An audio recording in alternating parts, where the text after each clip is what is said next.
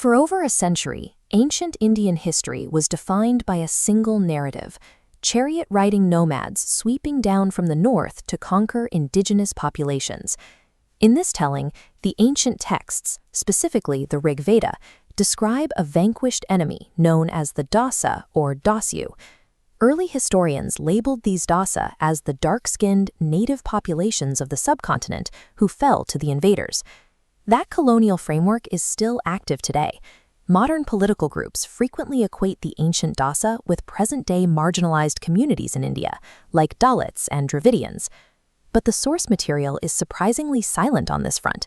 The Rigveda situates itself in a real physical geography, yet across its 10 books, it contains no references to a linguistic or racial divide between Indo-Europeans and non-Indo-Europeans. Understanding the Dasa requires discarding these modern racial lenses. When read as a record of geography and religion, the text leads directly into Central Asia. Let's start with the word Arya. In the strict context of the Rigveda, Arya was a communal term, referring specifically to the Puru, the tribal group that composed the text.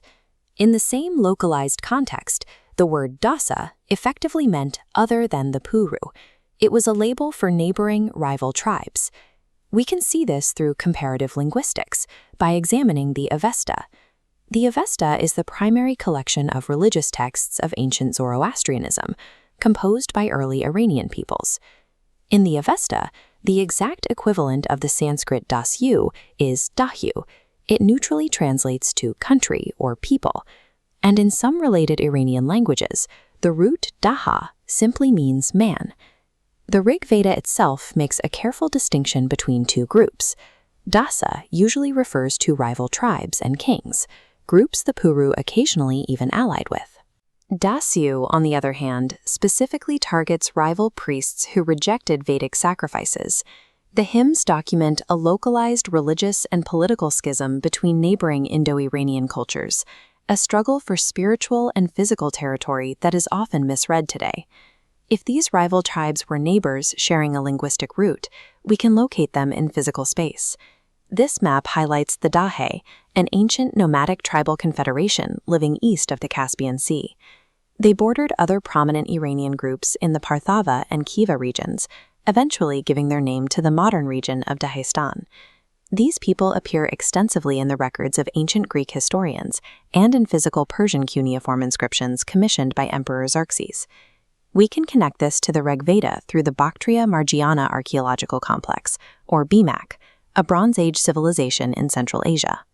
Excavations there have uncovered massive circular forts that perfectly match the Rigveda's descriptions of enemy Dasa structures. The geography and archaeology place the Dasa firmly in Central Asia as a formidable, independent civilization, far removed from the idea of conquered indigenous populations in South India. The conflict between the Arya and the Dasa was a localized geopolitical and religious rivalry between ancient Indian and Proto-Iranian groups. Mapping tribal designations from 3.5 millennia ago onto modern Indian social dynamics, or the caste system, is a historical error. It is like trying to map the ancient political borders of the Roman Empire onto the modern European Union. Ethnicities, languages, and national boundaries rewrite themselves over thousands of years. When we read ancient texts through modern political lenses, we fail to discover history. We only project our present biases onto the past.